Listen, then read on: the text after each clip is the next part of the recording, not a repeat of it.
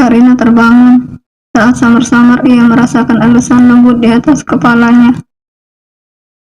"Mas sudah pulang," ucapnya, kemudian duduk melihat wajah suaminya yang tersenyum menatapnya. Karina mendekat dan langsung memeluk Bara.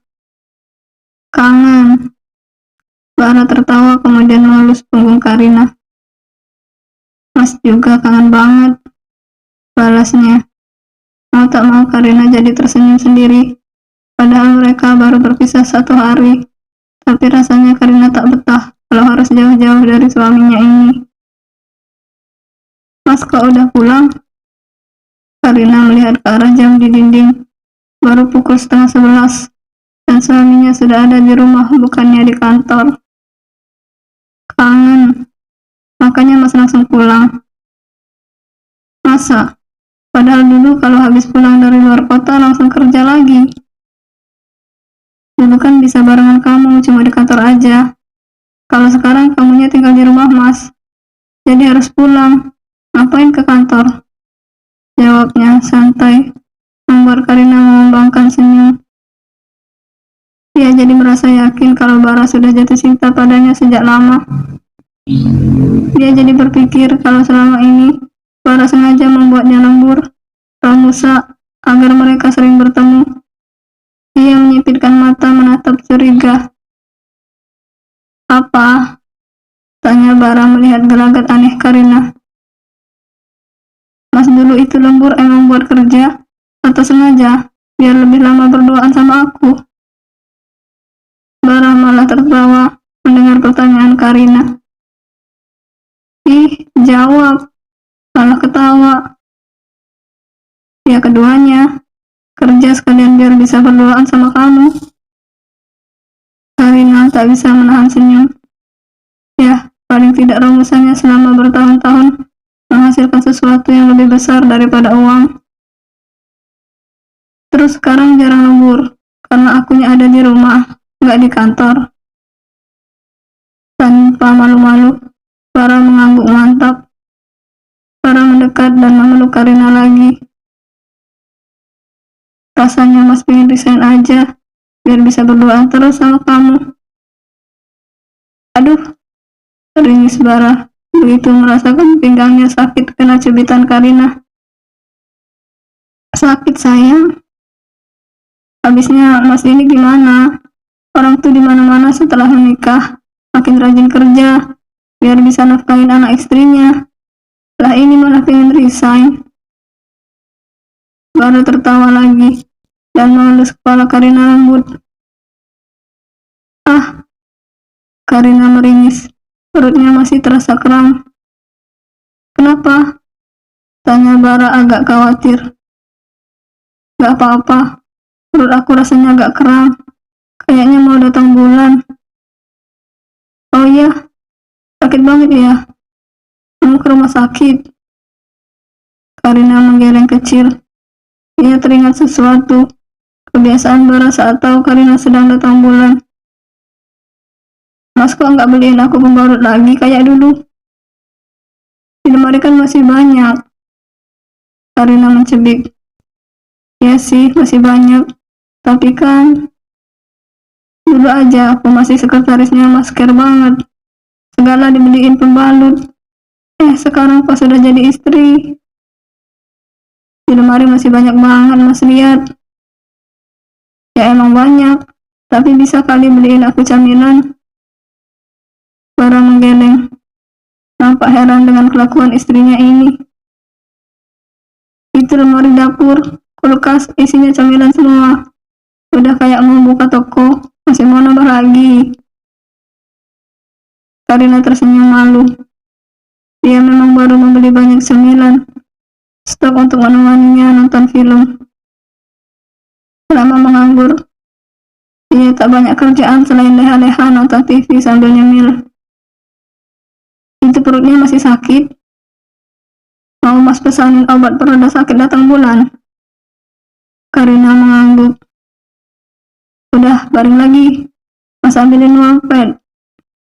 Karina manut saja.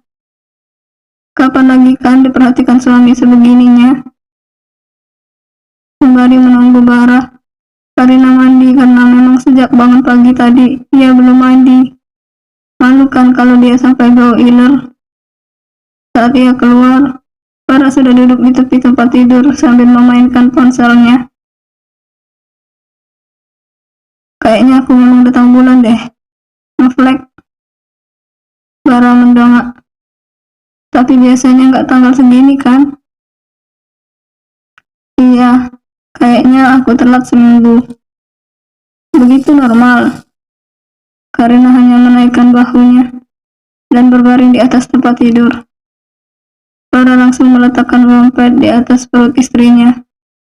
Sejujurnya, Karina juga tak tahu kenapa ia bisa telat dan membuatnya berharap lebih. Banyak faktor sih katanya yang bisa membuat telat datang bulan. Mungkin hormon, mungkin juga karena stres.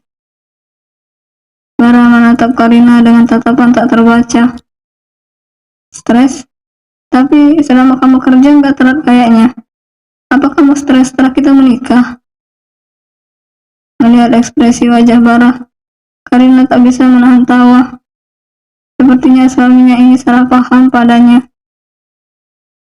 Aku stres karena nggak ada kerjaan, bosan.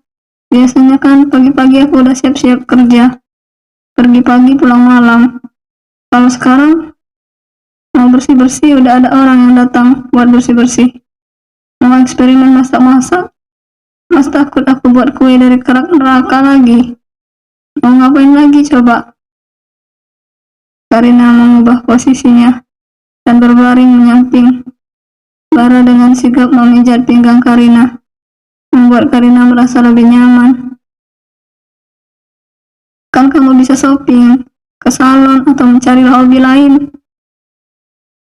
Iya sih, tapi aku malas keluar sendirian, karena aku nggak punya teman. Semuanya pada kerja. Mau nyari hobi, aku nggak tahu hobi aku apa. Kalau mau kursus buat kue, nanti mas carikan kelas masak yang bagus. Karina mengangguk saja. Yang penting dia ada kerjaan. Mereka saling diam. Karina merasa Bara, suaminya ini sangat pintar memijat. Sampai dia yang baru bangun tidur, belum sejam, mulai terasa ngantuk lagi. Dia bahkan tak merasa lapar.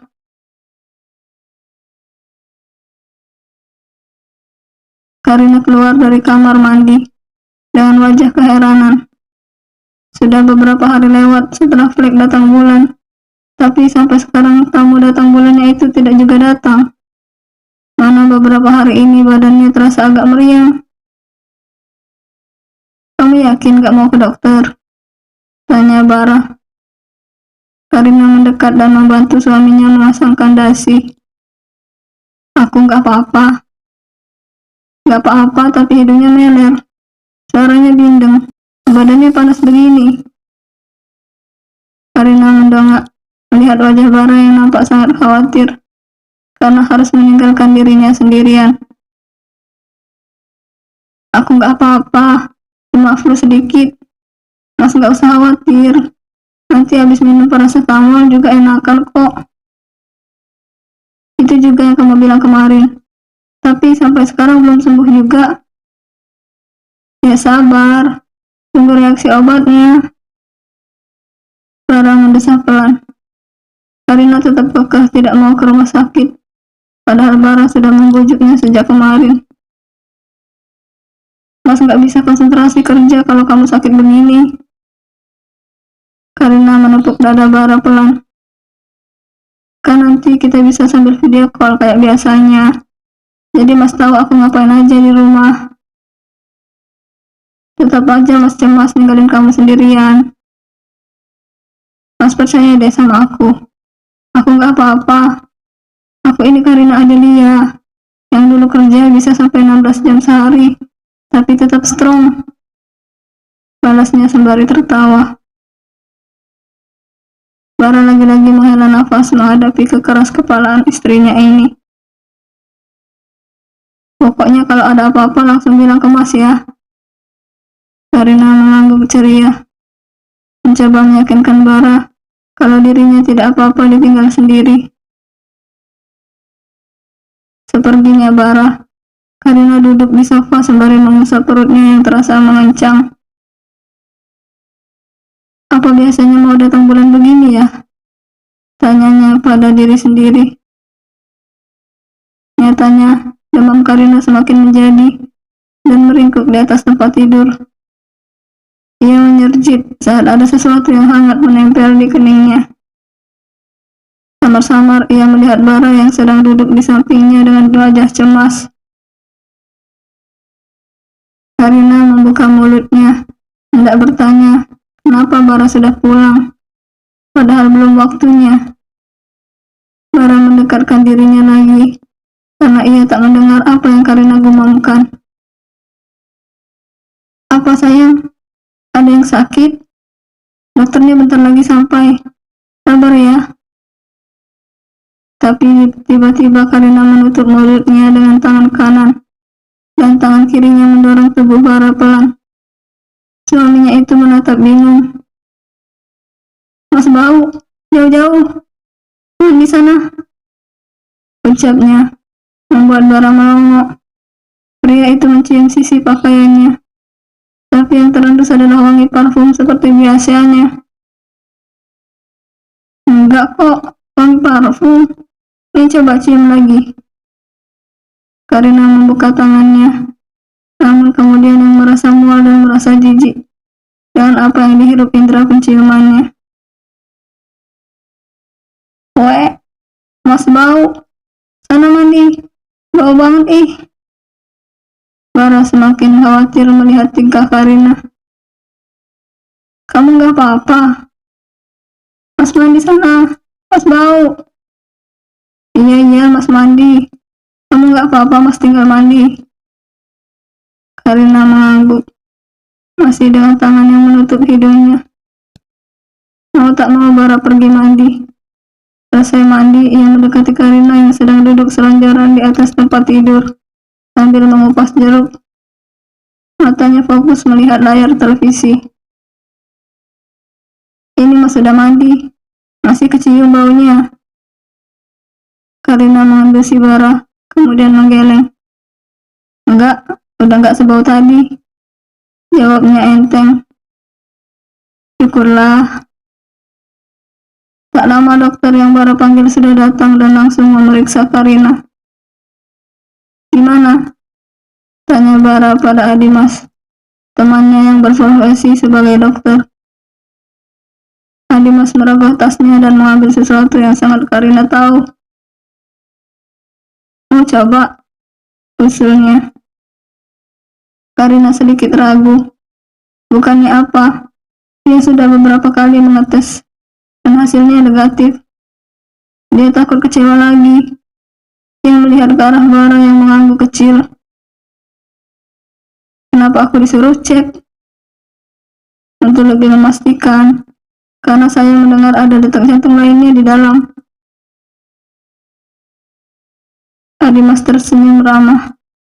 Dengan agak ragu, Karina mengambil benda itu dan ke kamar mandi dibantu Bara.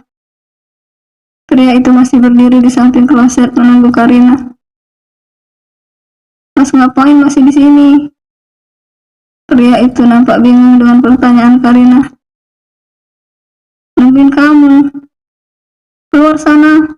Aku nggak bisa pipis kalau mas di sini. Bara yang terlihat kagok mau tak mau berjalan keluar. Karina menghembuskan nafas berat. Dia bahkan menutup mata dan berdoa dalam hati saat hendak melihat benda berbentuk panjang tersebut. Ia berjalan keluar dengan wajah lesu. Bara yang sejak tadi menunggunya dengan wajah tegang langsung menghampiri Karina dan memeluknya. Gak apa-apa sayang, nanti kita berusaha lagi, ucapnya, dan Karina menangis dalam pelukan Bara. Cup, udah sayang, gak apa-apa, jangan sedih. Bara mengelus punggung Karina lembut. Istrinya itu malah makin menangis kencang dan memukul dada Bara. Mas hamilin aku, ucap Karina dan memeluk Bara erat. Apa? Tanya Bara. Ia sepertinya kurang jelas mendengar ucapan Karina. Karina melepaskan pelukannya. Mas, aku hamil. Garisnya 2. Karina mengangkat benda itu lagi, kemudian tersenyum dengan mata yang berlinangan. Aku hamil, Mas. Anak kamu. Anak kita. Ucapnya lagi sembari menangis bahagia. Bara dengan cepat menarik Karina kembali dalam pelukannya dan memeluknya erat. Bersambung.